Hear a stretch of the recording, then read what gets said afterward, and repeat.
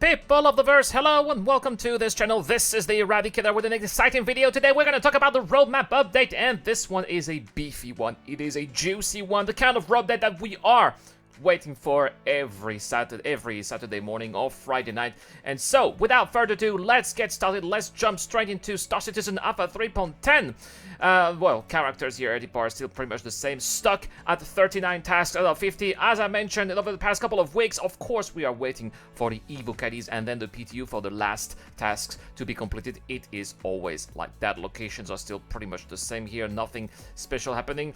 It is AI that I wanted to talk about here because look at that, the bartender is back. The bartender is always on and off. It's making an appearance, it's leaving, it's coming back, it's leaving, it's been delayed for quite some time, but this time it appears to be here. 59 tasks out of 75 complete. We've also been told, guys, in the roadmap update that this time the bartender has been given a go, and it looks like 3.10 is going to be the right one. Let's have a quick look here. Improvements to the Bartender AI archetype, including additional interactions for the players as well as others NPCs. This will include passes from animation and audio Bartender, which is, well, it's going to be needed because, you know, Eddie Barr is going to make his way into Star Citizen Alpha 3.10. Eddie Barr is not just a mission giver, he is also the bartender at Wallace Bar at New Babbage, so we definitely need him working. We need to have interactions. For example, when we go to bars right now, what reasons do we have to go to bars at Lorville, New Babbage, or even let's say a Café Museum? If you go to Levski, we have no reasons at all because we can't interact with anything, we can't even drink anything. And when we drink, I mean, we can't even drink alcohol, we can't even experience, you know, the effects of being drunk in the verse. I know that a lot of you guys want to get drunk in the verse.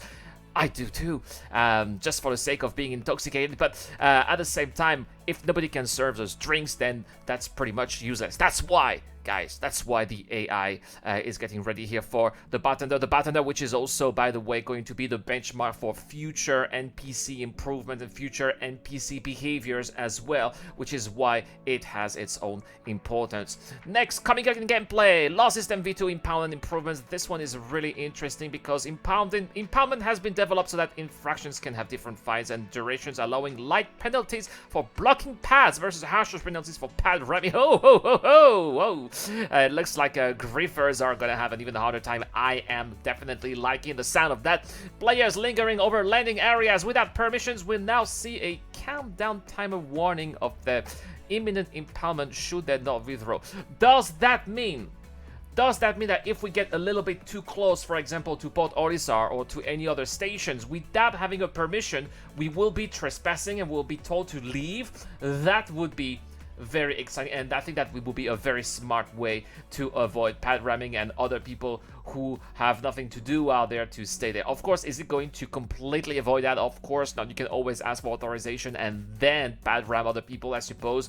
But nevertheless, it is still going to be an interesting way to fight that type of behavior. We've also seen here electron damage. Well, this is roadmap padding, guys, because should be included with the guns that we're gonna see later, of course. But apparently, there's a new type of weapon damage here. Electrons is comprised of energy distortion and stun damage. Targets hit by an electron projectile will retain a charge for a brief amount of time, and if hit again, will discharge damage in the area.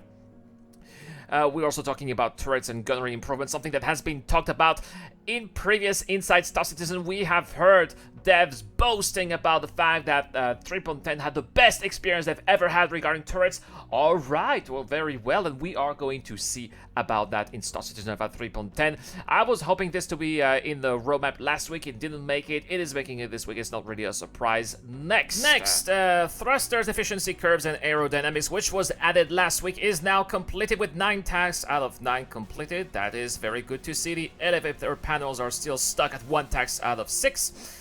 Body dragging looks like it is now at 25 tasks out of 28. One more task has been done for high-speed combat, which is now completed at 10 tasks out of 10. And ship HUD rework is at 24 tasks out of 40. As mentioned earlier, unfortunately, gameplay law system surrender is gone. It is in 3.11. They did say in the roadmap roundup that they do require some extra work on the AI side for that to be implemented, so that's not going to be possible. You know, it's always been like this, you know. Every time we've had roadmaps, there are always a couple of features that are delayed. It is a feature that I have been particularly waiting for, but I hope that we're gonna have some tweaks. For example, I do hope that in 3.10 we are going to have some kind of friendly fire tolerance, because right now in 3.9.1, if you dare to friendly fire one of your, one of your allies, let's say a security force, you get a 2-star crime stat immediately, sometimes more. This is something that should not be happening, in my opinion. We also have a couple more here that are completed. Restricted area rework is completed with 12 tasks out of 12. They've also added the Kruger Intergalactic P-17 Archimedes Emerald. That's a joke. That's a joke. Was supposed to be there in 3.9.1, was delayed to 3.10. It is completed. The same for the Origin M50 improvements. We've been quite vocal about this in this channel. You know, why are we seeing all of these improvements in Inside Star Citizen, but on the roadmap it is not making any progress. This time it is done and it is in polish phase. The Cutlass Blue is not there anymore because it was released in 3.9.1 actually.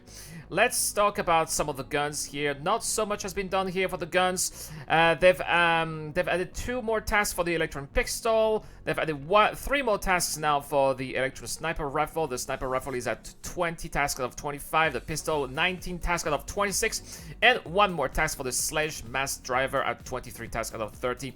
And finally, height might improvements have been also seen some progress with 13 tasks out of 17. That is an extra 8 tasks completed. Very good. Let's talk about Star Citizen about 3.11 now.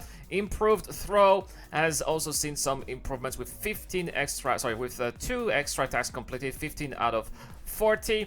And they've added a few cars, as you can see. So the law system surrender is now in Avatron 3.11. No progress has been done there, but look at that, guys. That is quite a surprise. I was not expecting that, but it looks like the Origin 100 series is making its way into Star Citizen Avatron 3.11. So for those of you who don't know what the Origin 100 series is, it is a ship that was concepted about 2 years ago. It is, let's say, for example, it's about the Origin equivalent of the Aurora, like a competitor, like a luxury competitor of the Aurora, but made by Origin.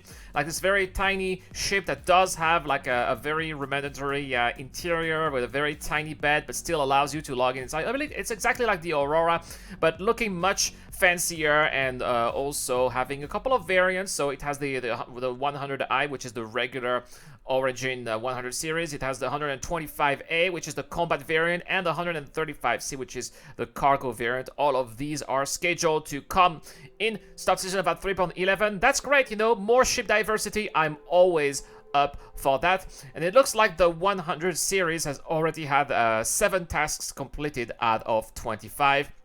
That's pretty much it for this roadmap update, guys. Looking quite good. I cannot wait for the PTU to be happening. Apparently, according to CIG here, because we've also had a Theaters of War AMA, Ask Me Anything. It looks like this weekend we're gonna have some more playtests for the Evo caddies regarding the Star Citizen regarding Theaters of War. No word as of yet on whether or not it is coming in 3.10, but the devs are being very optimistic and saying that it is looking good, but they've been saying that for also quite some time, so we shall see, right? Alright, guys, so please tell me what do you guys think about the new roadmap, those new additions? Are you excited about the 100 series? Do you own a ship of the 100 series line from Origin? Please tell me in the chat down here. Also, what feature are you the most excited about in 3.10? I would also like to know. That's all for this video, guys. Thank you so much for watching. I'll see you guys tomorrow for more Star Citizen content. This is the Eradicator. I'll see you guys later.